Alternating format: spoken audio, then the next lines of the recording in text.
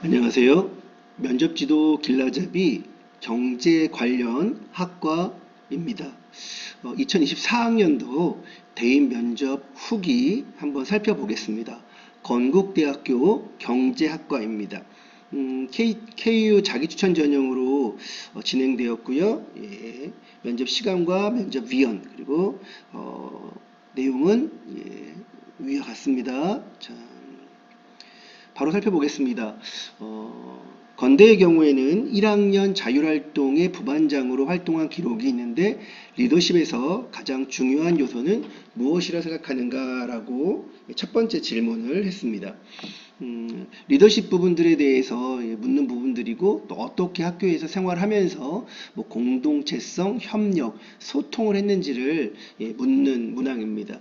그거에 대해서 이 학생은 포용력이 제일 중요하다라고 얘기하면서 의견이 달랐을 때, 의견 충돌이 있을 때 서로 한쪽의 의견만 듣지 않고 여러 사람들의 의견을 들으려 했다. 그러니까 소통, 귀담아 들으려고 했다. 그러니까 소통, 협력, 뭐 갈등 해결 이런 부분들로 이야기를 보통 했습니다. 두 번째는 진로와 직업 세특의 탐구 기록에 있는 공유 경제가 무엇인가? 최근 사람들이 많이 이용하는 중고 물품 거래 어플도 공유 경제라고 생각하는가? 질문했습니다. 당연히 서류 기반 면접이니 본인의 생기부에 있는 공유경제에 대해서 이야기를 했는데요. 먼저 공유경제의 정의를 이야기하고 1인 가구가 증가하는 추세를 언급하면서 낭비되거나 한 번만 사용되고 버려지는 물건이 많은 상황에서 공유경제가 불필요한 지출을 막을 수 있다는 점을 강조해서 이야기했다고 합니다. 두 번째 질문에서는 초기 중고 거래 물품의 어플은 물건을 사고 파는 것에 집중하였고 이를 소유권을 이전하는 것이므로 공유 경제로 보기는 어렵다라고 이야기하면서 자신의 의견을 이야기했습니다. 공유 경제라고 하면 조금 더 정의를 포함해서 좀 살펴볼 필요가 있는데요. 공유 경제는 재화나 서비스를 소유하지 않고 개인 간에 공유하거나 교환하는 경제 활동을 의미합니다. 이를 통해 자원의 효율성을 높이고 필요한 사람들에게 접근을 제공하며 불필요한 소유의 부담을 줄일 수 있습니다. 주로 디지털 플랫폼을 통해 개인이 자산이나 서비스를 대여하거나 나누는 형태로 이루어집니다. 대표적인 공유경제의 예가 우리가 잘 알고 있는 우버와 카쉐어링과 같은 차량 공유 서비스이고요. 또 에어앤비와 같은 숙박 공유 서비스도 있습니다. 도구나 자원을 빌려 쓰는 서비스들도 사실 계속 늘어나고 있죠. 공유경제는 자원의 효율 활용도를 높이고 비용을 또 절감하고 환경적으로도 긍정적인 역할을 미칠 수 있는 점에 사실 주목받고 있습니다. 공유경제 부분들에 대해서도 한번 뭐 생기부를 쓰는 입장에서 이거 영상을 보고 있는 사람이라면 공유경제 주제를 한번 다뤄보는 것도 좋고 이 학생의 경우 자신의 어떤 활동에서 진로와 직업 획득에 이 공유경제를 잘 다루고 있습니다. 특히나 경제 쪽에서는 아주 중요한 주요한 내용이니까 잘했습니다.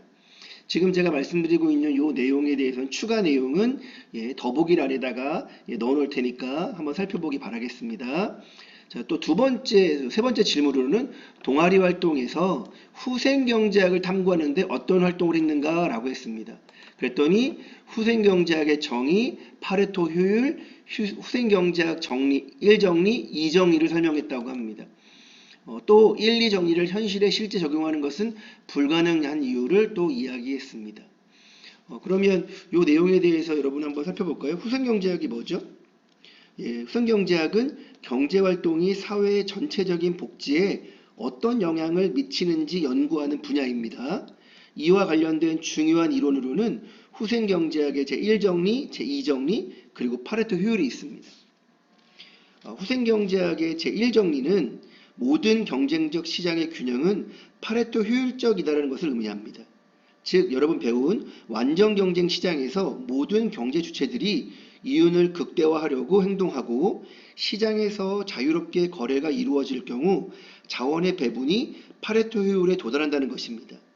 이는 정부 개입이 없는 시장에서도 자원이 효율적으로 배분될 수 있다는 주장이죠. 이 학생은 이 부분이 좀 어렵다라고 현실적으로는 적용하기 어렵죠라고 이야기했다는 겁니다.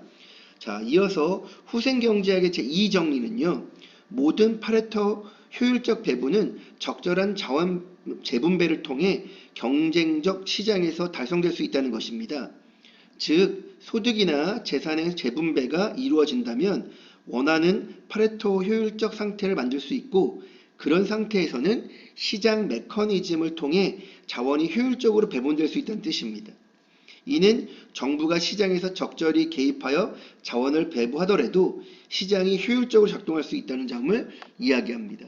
예, 1정리와 2정리가 좀 차이가 있다는 것을 알 수 있겠죠. 이왕 나온 김에 파레토 효율에 대해서도 한번 얘기해 볼까요? 파레토 효율은 자원이 배분된 상태에서 어떤 사람의 후생을 증가시키려면 반드시 다른 사람의 후생을 감소시켜야 하는 상태를 말합니다. 즉, 누군가의 이익을 증가시키지 않으면서도 더 이상 자원의 재배분을 할 수 없는 상태가 파레토 효율적 상태입니다. 즉, 이 개념은요, 자원의 배분이 비록 공정하다고 할 수 없더라도 효율적이라고 말할 수 있는 상태를 말합니다. 즉, 정리해보면 후생경제학 제1정리는 완전경쟁시장에서 자원의 배분은 파레토 효율적이다. 제2정리는 원하는 파레토 효율적 배분은 적절한 재분배를 통해 시장에서 달성될 수 있다. 파레토 효율은 누구의 이익을 증가시키기 위해선 다른 사람의 이익을 감소시키지 않으면 안 되는 상황상태를 말한다. 이 개념들은 시장의 효율성과 정부의 역할에 대한 경제학적 분석에서 중요한 기반이 됩니다. 잘 살펴보기 바라겠습니다. 자, 이 학생도 효용 증가에 있어 다른 이익의 손실을 발생시키지 않는 점에서 후생경제학의 논리는 현대사회의 정책 발전에 크게 기여했다고 자신의 이야기를 했습니다. 자, 또 네 번째입니다. 질문에서는 동아리 활동에서 이성 마케팅과 감성 마케팅에 대한 토론에 대한 본인의 이성 마케팅 패널로 참석했는데, 그렇다면 감성 마케팅에 대해서는 어떻게 생각하는지를 물었습니다. 예, 제품에 대한 정확한 정보를 설명하는데 이성 마케팅이 중요하지만 소비자가 단순히 제품의 성능만을 고려하는 것이 아니라 제품의 이미지와 브랜드를 보고 소비하는 성향이 있어 감성 마케팅이 고객 유치에 유리하다는 입장을 얘기했습니다. 감성 마케팅을 사용하는 기업의 사례도 같이 덧붙여서 얘기했다고 합니다. 좋죠. 사례를 첨부한다는 게 그만큼 공부했다는 걸 증명해내는 거니까요. 초기 고객 유치에서는 감성 마케팅을 통해 고객을 끌어오는 것이 중요하지만 갈수록 제품 자체의 기능도 뒷받침되어야 함을 강조했습니다. 감성 마케팅 또 이성 마케팅, 가격 또 브랜드 이미지 등등에 대해서 성능까지도 잘 이야기했습니다. 좀 더 살펴보겠습니다. 다섯 번째 질문으로는 인간의 소비 성향을 탐구하는 내용에 있어서 베블란 효과가 무엇인가를 물어봤습니다. 여러분, 베블란 효과의 정의를 설명하고 비합리적 소비 형태가 나타남을 이야기했습니다. 이와 유사한 효과를 몇 가지 더 이야기하려고 했더니 시간이 기니까 교수님이 여기까지만 들을게요 라고 얘기했다고 하고요. 그럼 베블란 효과에 대해서 여러분도 많이 알고 있죠. 경제를 공부했고 또 경제학과를 관련 학생이라면 이건 알고 있어야 됩니다. 베블란 효과는요, 재화의 가격이 오를수록 수요가 증가하는 비정상적인 소비 형태를 설명하는 경제적 용어입니다. 이는 일반적인 수요 법칙, 그러니까 가격이 오르면 수요가 줄어들고 가격이 내리면 수요가 증가하는 거에 일반적인 수요 법칙이잖아요. 이거의 반대 현상으로 사람들이 높은 가격 자체를 재화의 가치나 사회적 지위를 상징하는 것으로 인식하니까 이렇게 하는 거죠. 베블란 효과를 그래서 과시적 소비하고도 연관이 있습니다. 사람들은 자신의 부와 지위를 과시하기 위해 값비싼 물건을 구매하며 가격이 높을수록 큰 가치를 느끼고 타인에게 더 높은 사회적 지위를 과시하고 있다고 생각합니다. 이 용어는 미국의 경제학자이자 사회학자인 소스타인 베블런의 그의 저서인 유한 계급론에 처음 사용했습니다. 베블런은 부유한 사람들이 사치품을 통해 자신의 부와 지위를 드러내는 행동을 설명하면서 이 현상을 언급했습니다. 즉, 베블란 효과는 현대 사회에서 명품이나 고급 소비재 시장에서 여전히 중요한 역할을 하고 있으며 사람들이 단순한 소비를 넘어서 자신의 정체성이나 사회적 지위를 표현하는 욕구와 관련이 있죠. 이렇게 설명을 잘 했을 거라 생각이 들고요. 예, 시간이 딱 정해져 있으니까 말을 끊었고 건국대에 지원한 이유를 물어보고 면접이 끝났다고 합니다. 예, 건국대 한번 살펴봤고요. 동국대 한번 살펴보도록 하겠습니다.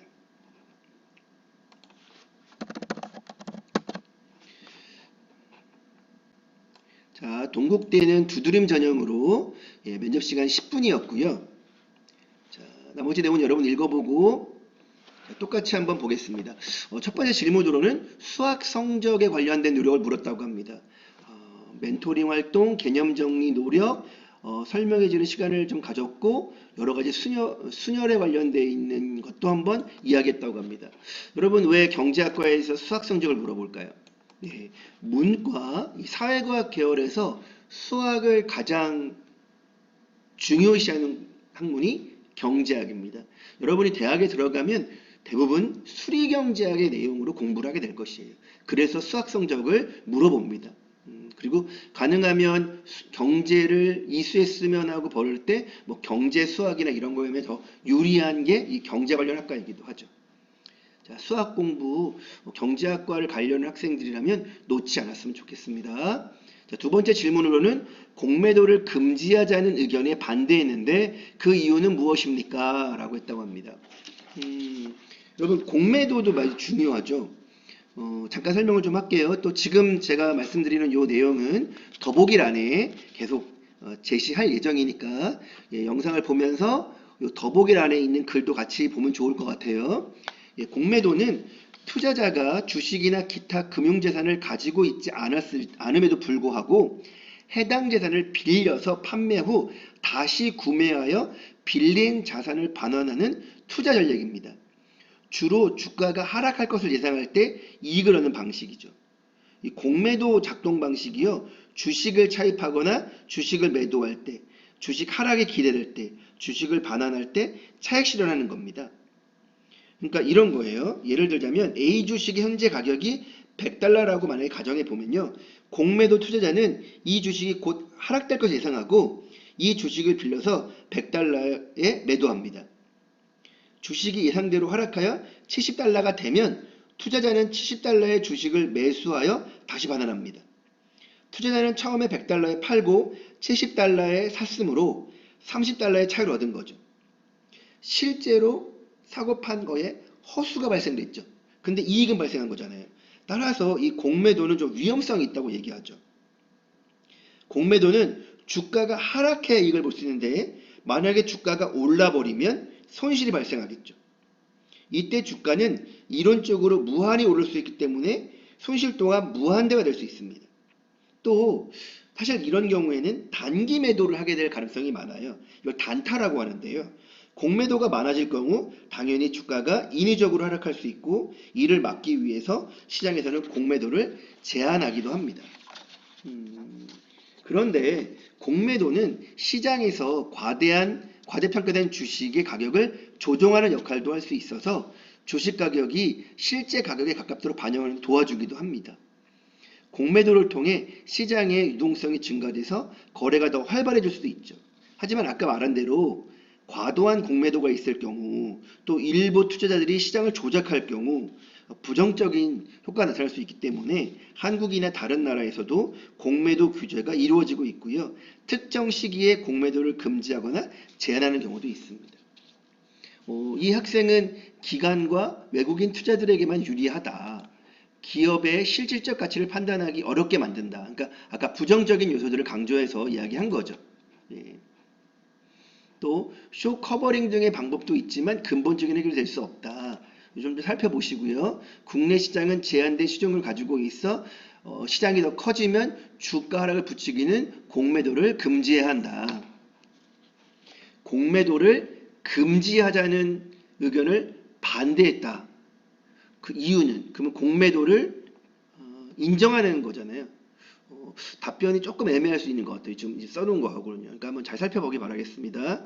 자, 그리고 이어서 동아리 활동 시간에 한 활동을 요약해 보세요 라고 얘기하면서 동아리 활동 중에 여기 보니까 상품의 개당 이윤과 판매량을 곱한 수치를 이용해서 상품의 우선순위를 정하는 전략을 사용했는데 그게 바로 동아리 시간에 수요조사 및 매출 기대치를 이렇게 하는 활동을 해봤나 봅니다. 그리고 그런 것들을 기부하는 카페를 운영해 보기도 하고요. 그래서 질문했을 거라는 생각이 좀 듭니다. 그리고 마지막으로 학교에 입학하면 무엇을 하고 싶은가요? 라고 물어봤습니다. 그랬더니 지식을 가지고 있고요. 저는 거시경제학과 계량경제학을 힘들게 학습하고 싶습니다. 그러니까 이 계량경제학이 아까 얘기했던 수리경제학입니다. 그러니까 수학을 되게 공부를 좀 하고 연계할 되겠네요. 이런 부분들에 대해서 여러분도 한번 관심 있게 좀 보고요.